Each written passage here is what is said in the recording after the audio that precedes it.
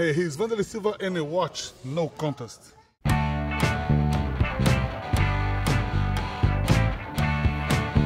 No Contest, la seule émission qui parle de MMA, débarque toutes les 2 semaines.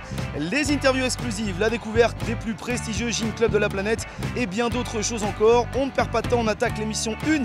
Johan, du très lourd cette semaine. Et oui, on était au plus près de Cyril Diabaté du côté de Montréal, où on a pu suivre sa préparation pour son combat contre Chad Griggs à Paris. On en profitera aussi pour découvrir la Snake Team, le gym club de Cyril. Et ici, à Vegas, monsieur Wanderlei Silva nous a accordé du temps, exclu No Contest. Émission 1, fight!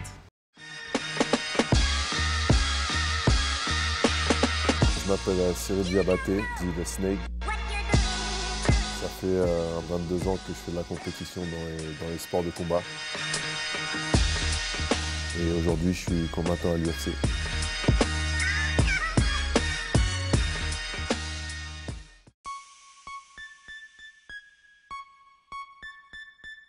Je me suis essayé un peu à tous les styles de boxe ou d'arts martiaux où il y avait du contact. Et j'ai remporté plusieurs titres de champion du monde dans différents sports de combat. Mais j'ai toujours été attiré par le côté efficace, le côté réel des sports de combat. Donc j'ai été attiré forcément par le MMA. Aujourd'hui, le Snake se prépare pour affronter Chad Griggs, l'Américain. Combattant pleinement intégré à l'UFC, Cyril a quand même choisi de rester auprès des siens, en proche banlieue parisienne. Mais le francilien prévient, aidé par les membres de la Snake Team et les coachs personnels, son adversaire dans l'octogone peut s'attendre à vivre un moment dont il se rappellera. Si je suis à mon top, je pense que mon adversaire va mal passer son quart d'heure dans le ring, dans l'octogone avec moi. Et puis voilà, donc si je suis à mon top, et je pense que là je suis bien préparé, je vois une belle victoire de ma part et pour mon club et pour le MMA français. Direction Montréal, où se disputera à la fin de la semaine l'UFC carte numéro 154. À quelques mètres à peine de l'arène, en plein centre-ville, Cyril Diabaté est heureux de retrouver Montréal la francophone en compagnie de Grégory Baben, un privilège pour le Snake. Voilà, c'est toujours plaisant de débarquer dans un pays que tu connais pas et puis de se balader comme ça là, et puis rencontrer les gens et puis donc en comptant l'autre jour j'ai compté à peu près 34 pays différents que j'ai pu découvrir et d'autant de souvenirs pour chaque différent pays. Ça c'est une de mes fiertés de savoir que grâce à moi, la Snake Team et puis le travail qu'on fait depuis 12-13 ans, que les membres de la Snake Team puissent voyager. Et, par exemple, Greg qui est à mes côtés, on parlait de froid l'autre jour, de froid canadien. Et Greg, il a connu des moins 55 degrés en Sibérie. Bon, c'est des trucs qui sont extraordinaires.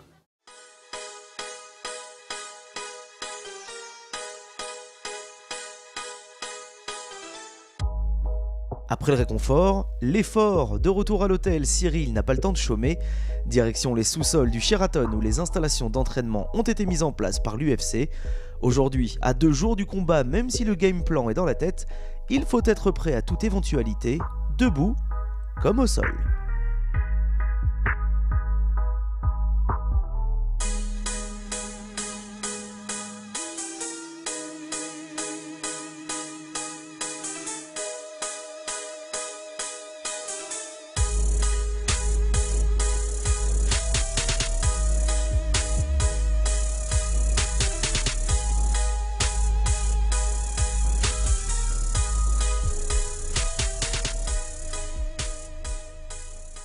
Dernier gros rendez-vous toujours attendu des fans, direction le Weyi dans cette fin de semaine.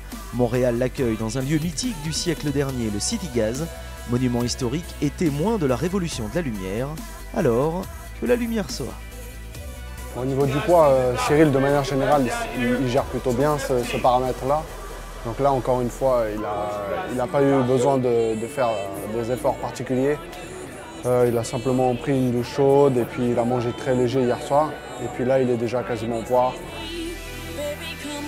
C'est aussi la première fois que tous les combattants se retrouvent avant de monter sur scène.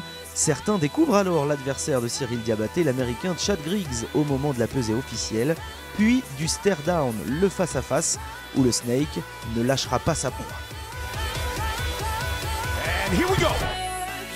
Mais le moment le plus attendu reste évidemment le combat. Nous sommes samedi 17 novembre, Cyril Diabaté, Chad Griggs dans l'octogone pour moins d'un round.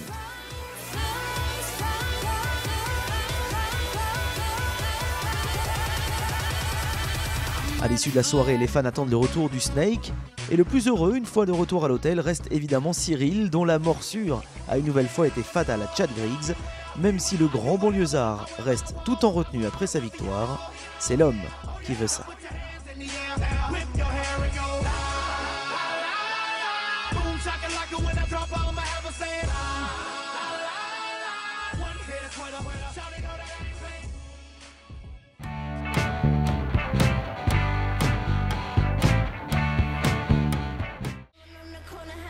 Retour à Paris, ou plus précisément à Épinay-sur-Seine. Après un petit tour en RERC et quelques minutes à pied, direction la Snake Team, l'une des salles majeures de MMA en France. Créé par Cyril Diabaté, le Snake n'avait au départ l'ambition que de donner des cours de boxe thaï dans son quartier de Rueil-Malmaison. Mais l'enseignement et l'attrait pour les disciplines de combat ayant de suite trouvé son public, il dévie petit à petit jusqu'en 99, où les arts martiaux mixtes deviennent la discipline plébiscitée. Devant les talents en herbe et afin de pouvoir aller combattre d'autres équipes, le Snake se diversifie et lance la Snake Team. Étale-le, étale-le, étale-le. Nous sommes à l'aube de l'an 2000 et certains de ces combattants font toujours aujourd'hui partie du cercle d'amis de Cyril Diabaté. Passe la garde, Carl.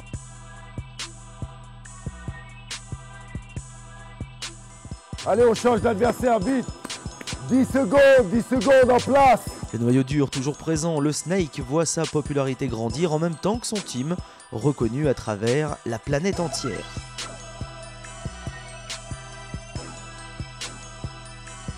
La fierté de la réussite de côté, c'est surtout l'esprit de famille qui prédomine ici.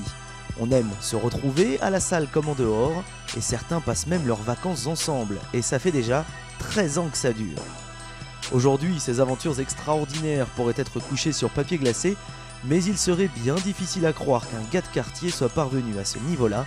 Mais comme ils disent dans la Snake, c'est ici que l'on vit des trucs vraiment forts. N'en reste donc plus qu'à essayer.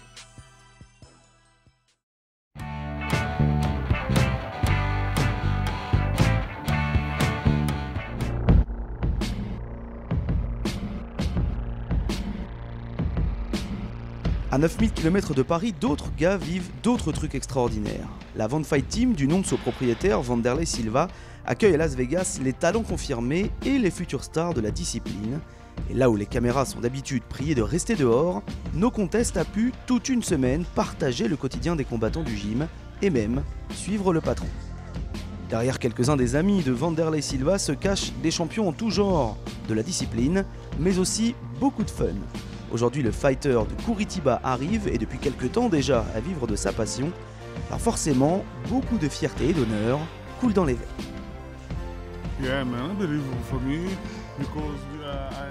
C'est incroyable pour moi parce que sur les 5 dernières années, j'ai aidé 100 gars à atteindre le but MMA. Rien que l'année dernière, nous avons eu 50 mecs qui ont eu la chance de disputer des combats amateurs. Je suis très fier d'avoir offert cette opportunité à ces nouveaux combattants. Et nous avons même obtenu des ceintures comme celle du meilleur événement amateur de l'année. Malgré les combats, l'argent et les différents succès, sur les rings comme en dehors, Vanderlei Silva n'avait finalement qu'un but en tête, faire vivre de sa discipline ceux qui l'entourent et partagent sa passion, en prenant à chaque fois ce qu'il y avait de meilleur. J'ai construit le gym avec tout ce qu'il y avait de meilleur dans le monde. Les équipements, il y a mes meilleurs amis, partout le meilleur. Car je n'ai pas construit le gym pour moi, mais j'ai donné l'opportunité à mes amis d'en faire partie. Et je suis très heureux des gens qui utilisent le gym. Il y a des bons combattants, je suis très heureux. Je me suis battu pour ce résultat-là. Prochaine bataille pour Vanderlei, la légalisation du MMA chez nous en France, une toute autre histoire.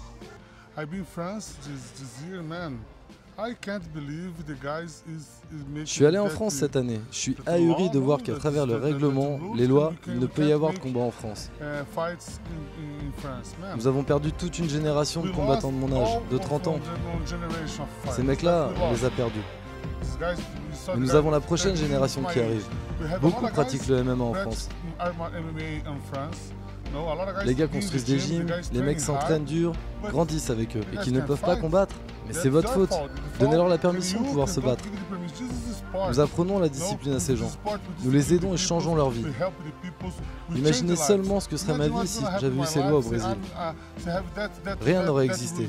Wanderlei Silva n'aurait jamais existé.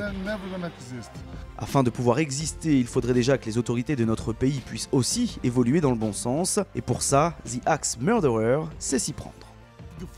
Ce que vous avez à faire en premier lieu, c'est d'avoir du respect. C'est un sport légal qui est pratiqué partout dans le monde.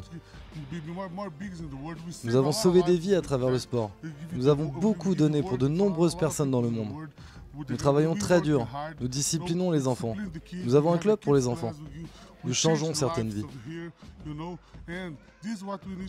C'est ce que vous devez savoir. Il vous faut aider ces jeunes. Vous travaillez pour le peuple. Vous n'imaginez pas combien de vies vous pouvez changer si votre loi change. Vous devez offrir l'opportunité aux Français de pouvoir travailler pour que les combattants français combattent. Pourquoi? Car il y a beaucoup de talent. Prenez un gars comme Karl Amoussou. Karl a les possibilités pour devenir champion du monde. Et il ne peut même pas combattre dans son propre pays. Imaginez ce qui se passe dans sa vie. Quelle motivation peut-il avoir? Si un champion du monde émerge en France, cela motivera de nombreux sportifs. Et justement, avant de nous quitter, Wanderlei en profite pour passer un dernier message, ou plutôt lancer une invitation à notre ministre des Sports, Valérie Fournéan. J'aimerais vous inviter afin que vous puissiez voir un UFC. D'ailleurs, je combats au Japon, j'aimerais vous y emmener. Vous y verrez un superbe spectacle. Une fois l'événement fini, si vous n'avez pas changé votre état d'esprit, alors je comprendrai. Mais vous devez venir. Vous devez comprendre et voir avant d'émettre un jugement. L'invitation est donc lancée, notez bien la vôtre. On se retrouve dans 15 jours pour nos contests. Salut!